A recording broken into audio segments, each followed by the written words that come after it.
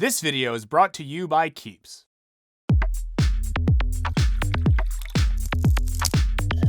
What's up, guys? Michael here, and today I'm going to talk about the thing that a lot of people on the internet are talking about, Bo Burnham. Anyone who was scrolling the internet saw that Bo dropped a bunch of outtakes to his 2021 special, Inside, and I've been excited to talk about it ever since. Now, Burnham's 2021 Netflix special, Inside, was a full-on cultural sensation and maybe one of the few pieces of good pandemic art. We talked about it last year. Check out that video. So, like the rest of the internet, I was super stoked to see that he was putting out a bunch of outtakes from the special. And the new footage doesn't disappoint, but it also raises a lot of new questions. Like, can Burnham's self-imposed creative isolation teach us anything about ourselves? Does reflecting on the disappointing present show us anything about the future? And once and for all, are comedians really the new philosophers? Let's find out in this edition of A Philosopher Reacts to Bo Burnham's The Inside Outtakes. And of course, spoilers ahead for a thing you've probably already watched a bunch of times on YouTube. But before we get into it, I want to tell you about this week's sponsor, Keeps. Keeps makes it easier and more affordable for guys to prevent hair loss. And since 2 out of 3 men will experience male pattern baldness in some form by the time they're 35, Keeps is relevant to a lot of people. But with their subscription service, you can fight back against hair loss and hang on to the hair you have. The process begins with a free consultation with a licensed Keeps doctor who can help decide which combination of over-the-counter medications and FDA-approved prescriptions are right for you. These hair loss prevention meds will arrive at your home every 3 months, so you won't have to set up an annoying reminder to pick up your refills. As your treatment plan continues, you can message your Keeps doctor 24/7 to update them on your progress and to ask any questions you may have. But here's one question we can answer right now. While individual results may vary, it typically takes between 4 and 6 months to start seeing results. If you're ready to take action and prevent hair loss, go to keeps.com/wisecrack or click the link in the description to receive 50% off your first order. That's keeps.com/wisecrack. Now, back to the show. Now, Burnham's 2021 special, Inside, explored the ways in which digital capitalism and the alienation it causes is making life super unchill. Maybe that as a way of life forever. Maybe that's not good. It also featured a now legendary sock puppet. Don't you know the world is built with blood? And featured maybe the catchiest song to ever be written about a billionaire. Zuckerberg and Gates and Buffett, amateurs can f***ing suck it, their wives drink their blood. Come on, Jeff, get 'em! But the Inside Outtakes is actually a bit more inside than Inside was. And what I mean by that is the outtakes and the alts and the weird fragments and the grainy videos of spiders are giving us a lot more of an isolated and personal take on what Burnham was seemingly going through during the creation of Inside. And I'm using the word seemingly intentionally because it's always hard to tell where the boundary between existence and performance is for this guy. Whereas Inside's songs focused a lot more on the digital trends and cultural forces, making things feel really bad in the world, on the Inside Outtakes, a lot of these new songs focus more on feeling bad and sad and depressed at the individual level. And if I can make a really absurd comparison between Burnham's Guest House and Plato's famous Cave, it seems like in the outtakes, Burnham is highlighting the fact that understanding how the world works doesn't necessarily make you any happier. And in fact, really understanding what's going on around you might do the opposite and make you pretty bummed. Now, I've had the chance to watch it a couple of times now, and I think if there is a kind of implicit thesis statement or thematic to the outtakes, we see it in one of the first new songs, which is called The Future. Wake up every morning at 9:45, like, am I dying? Is this real? Oh, right, it's this again.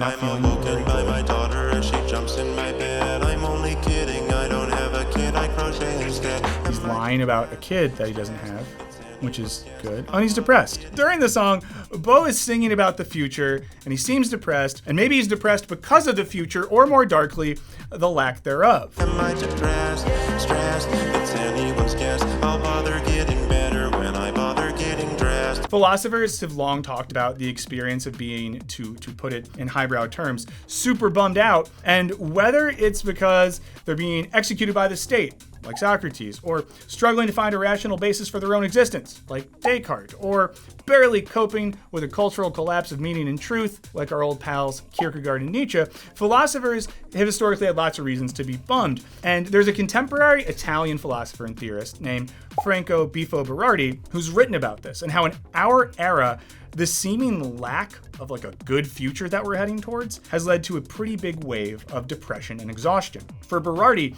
depression can be defined as a lack of sense, as an inability to find sense through action, through communication, through life. The inability to find sense is, first of all, the inability to create it. And finding sense in this context is what philosophy aims to do, right? Philosophy wants to make sense of situations that are complicated and confusing and contradictory. But what Berardi is saying is that when we can't make sense or find sense in a particular situation, like maybe the world of digital media and capitalism, we struggle to create and communicate sense. And here, and throughout these outtakes, Burnham seems to be saying that contemporary life doesn't make a lot of sense. And it's hard to make art and comedy about a situation that doesn't make sense and that this is all depressing. Now, Berardi goes on to argue that depression allows us to see what we normally hide from ourselves through the continuous circulation of a reassuring collective narrative. Depression sees what public discourse hides. Depression is the best condition to access the void that is the ultimate truth.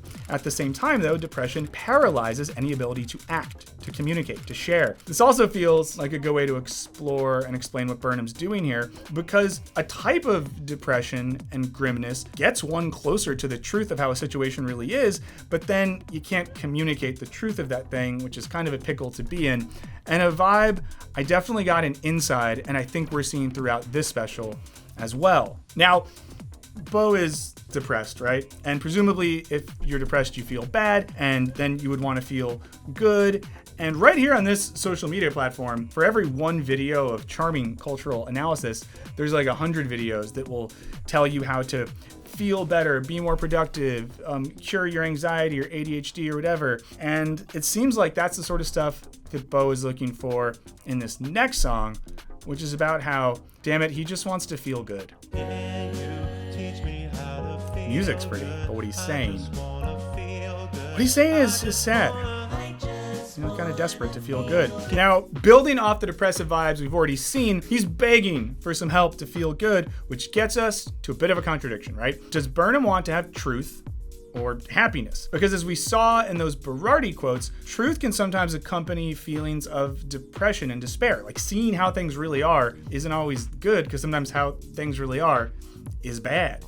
And while there's been philosophers like Aristotle who associate truth and purpose with happiness, he doesn't mean like feeling good. It means more acting and living in accordance with one's nature or purpose. And I think this tension is all over these outtakes and the original special. Does Bo want to find meaning in everything that's happening at the risk of that meaning being depressing, or does he want to feel good? And by extension, do we want him to potentially make us feel bad on the way to meaning, or do we want the funny song man to make us laugh? Now, of course, over the past year, we've seen more and more answers to his question, how do I feel good, all over the internet, right? Whether it's online therapy, online psychiatric pharmacies, self-help podcasts, meme accounts, online courses, happiness is an industry. And of course, and I think Burnham gets this, there's an industry for happiness on the internet. The internet is the thing that makes us unhappy. Oh boy. Understanding why things are so bad doesn't make you feel better any more than understanding why you're sick, right? Doesn't magically make you feel better. So maybe the best medicine is laughter. Probably not. I used to perform comedy on a stage in front of people, living humans. And I would try to be funny. Trying to be funny is rough, you know? You want to be like naturally funny. Trying's hard. And then the audience would sometimes laugh. And that was really helpful because I would hear their laughter, and that would let me know that what I was doing was funny to them. He's doing something interesting here. He's basically getting at another aspect of loneliness and isolation, which is that in his case, it's hard to make comedy alone because he's dependent on laughter. This is important because in this sense, comedy reflects the intersubjective nature of human existence, right? We're dependent on other people to arrive at ideas, to create meaning, even to have like a full conception of ourselves. And it seems like what he's getting at as well is that in a state of quarantine or just a state of our modern digital life, there's a lot of atomization and alienation in all these digital spaces, right? And the internet has this effect of making us both atomized and isolated individuals and part of one huge homogeneous data set all at the same time, so that rather than being fully formed individuals existing in some dialectical relationship with each other, we're just isolated units screaming into a digital void all at the same time. Sounds fun. So what do we do if we're lonely, isolated, looking for friends that understand us? We listen to podcasts, of course. PC culture, man, it's fucking exhausting, Right. bro. It's fucking out of control. Exhausting. It's just our culture has been taken over by a radical group of SJW feminist freaks.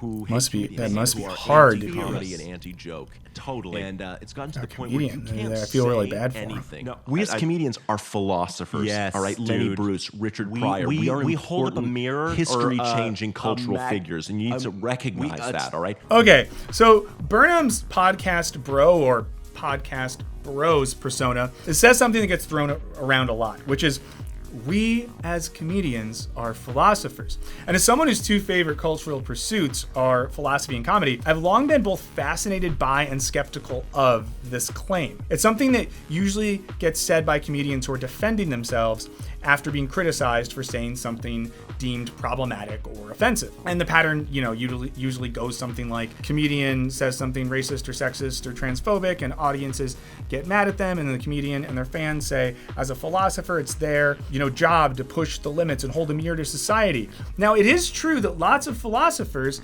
have been persecuted, critiqued, canceled by governments, by the church, by the media. Socrates got the death penalty. Spinoza got exiled. Kierkegaard was ridiculed in the press. Marx got kicked out of his home country, right? So this makes the two bows just like those guys, right? No, of course not. Because for the most part, when philosophers have made people upset, it's by speaking truth to power, or what comedians might call punching up and not punching down. So when Socrates questioned Athens rich and powerful, or Spinoza asked questions about the nature of God, or Marx criticized how industrial labor affects humanity, they weren't taking shots at already marginalized groups, right? They were poking at the ideologies used by those in power. So the state, the church, the factory. Now, another thing you might have noticed is right when they started talking about this like comedians as philosopher idea, an ad came on the screen for Man Stuff Dick Spray. And I think it's both very funny as a name for a product, but also intentional, right? Just as they're talking about being history-changing cultural figures, we see that they're also selling dick spray to make money while they're doing their philosophy. And this does make me think of the Greek sophist, who Plato and Socrates hated, because they offered their philosophical services at a price. And for people like Plato and Socrates, the idea that wisdom could be purchased was very, very sus. Okay, the podcast guys were intense. Let's see a more sensitive and introspective version of Bo in this next clip. Since I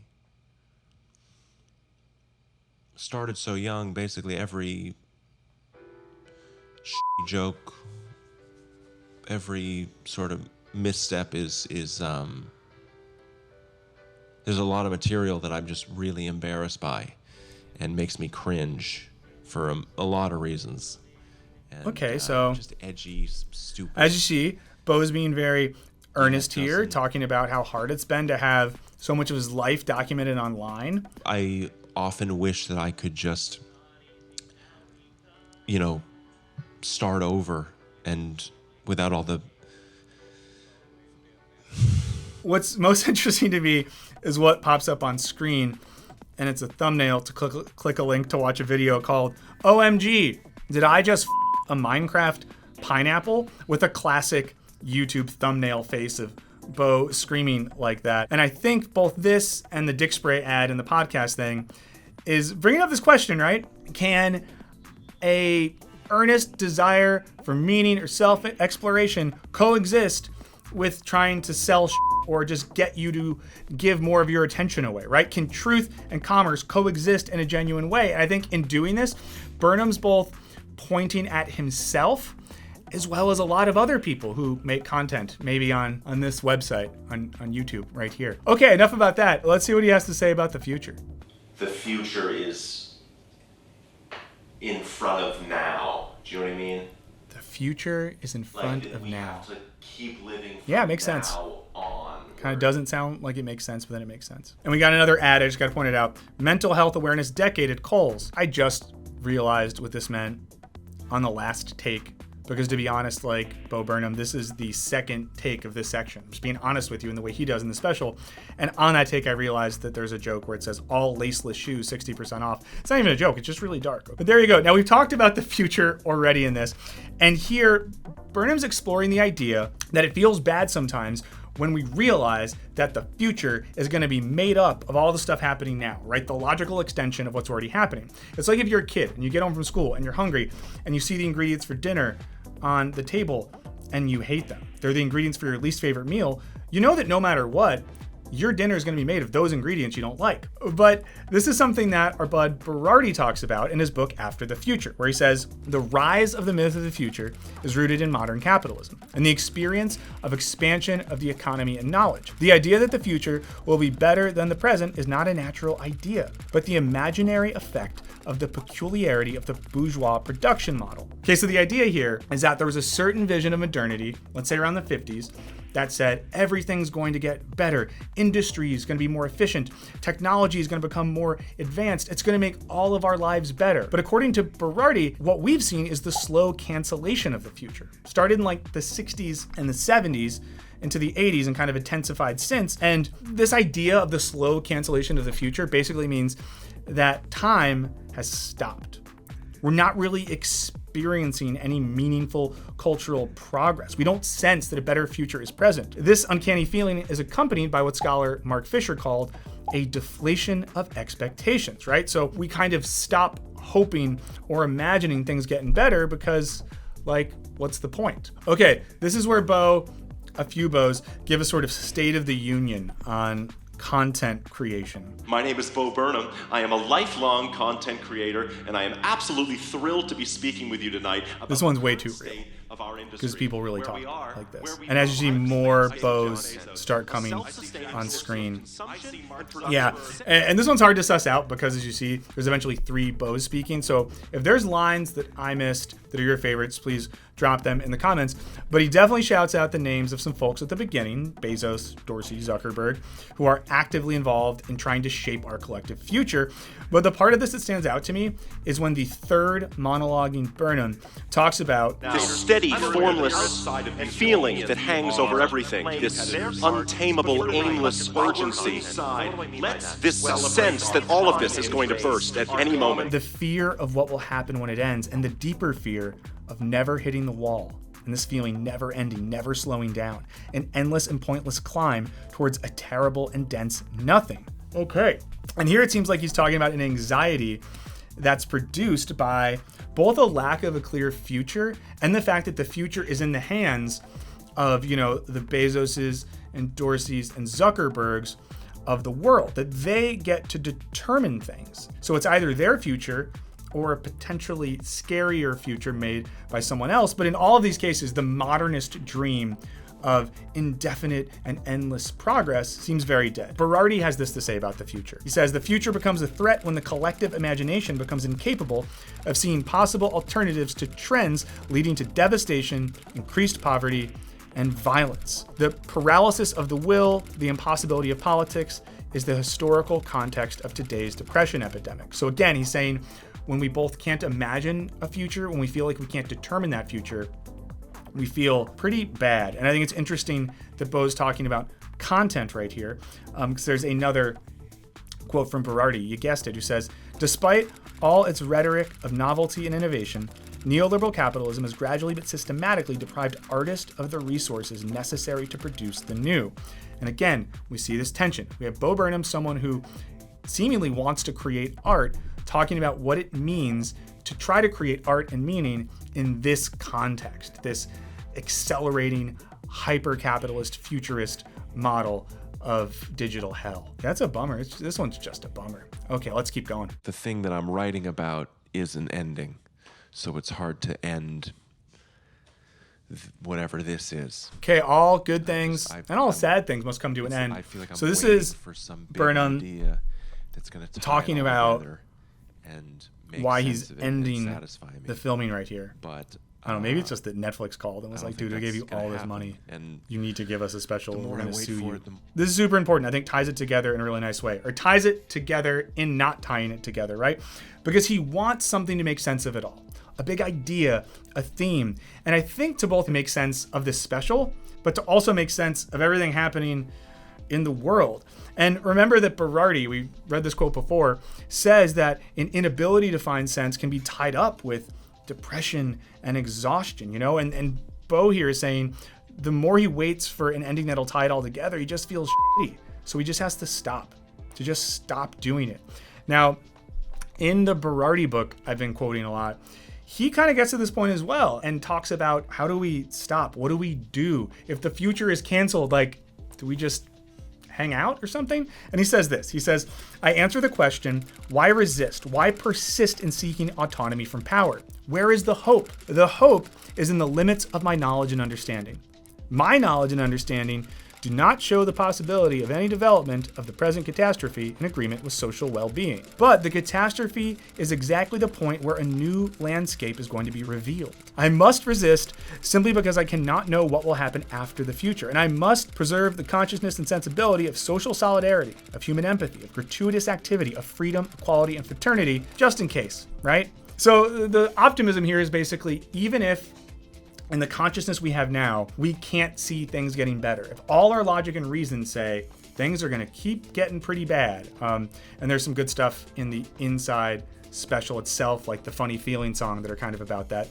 But Berardi's saying after the catastrophe, after the bad thing happens, a new landscape's going to be revealed. So we have to hope for that. And when he says, just in case, right? Kind of says we got to keep hoping, keep resisting, keep trying, because what else are we going to do? And I think there's a little bit of a similarity with what Burnham is doing. Okay, one last thing I want to look at. I promise, just one last thing, and then we'll call this a day. Okay, so I just want to look at the final image we have in the whole outtake special. So it's not a pop-up telling us to go to Netflix and watch his special. It's a few seconds of the ocean hitting the shore, which stands out in contrast to the last hour or so of a sad man in a dark room. Now, I don't want to read too much into this, but to read too much into this, it seems like he's hinting that in the isolated digital realm in which he's existed for most of the special, in which I'm sure many of us exist, that space isn't where we're going to find truth or meaning, or like he said, the thing that ties it all together. So, like the guy in Plato's Allegory of the Cave who has to leave the cave to find truth, Burnham needs to leave his guest house. And maybe we, if we are looking for those things as well, need to unplug a bit. Go to the beach, wherever your beach might be. But what do you guys think? Is the Inside Outtake special filling the Burnham-shaped hole in your heart, or did our guy just have a bunch of files he wanted to take off his hard drive so he dropped them on YouTube? Let us know what you think in the comments, and let us know as well what you thought about it, if you have any ideas on what's going on here. And would love to hear as well if there's other content you'd love to see me talk about from a philosophical perspective. Such a huge thanks to all of our patrons. It means a lot to us. Please check out our Patreon page if you haven't recently. We have some fun new stuff on there. And also be sure to check out our new stream, Wisecrack Live. It takes place every Thursday, 11 a.m. Pacific, right here. You should go. You're going to love it. Smack that subscribe button like you're aggressively putting peanut butter on your sad sandwich. And don't forget to ring that bell. As always, thank you so much for watching. Later.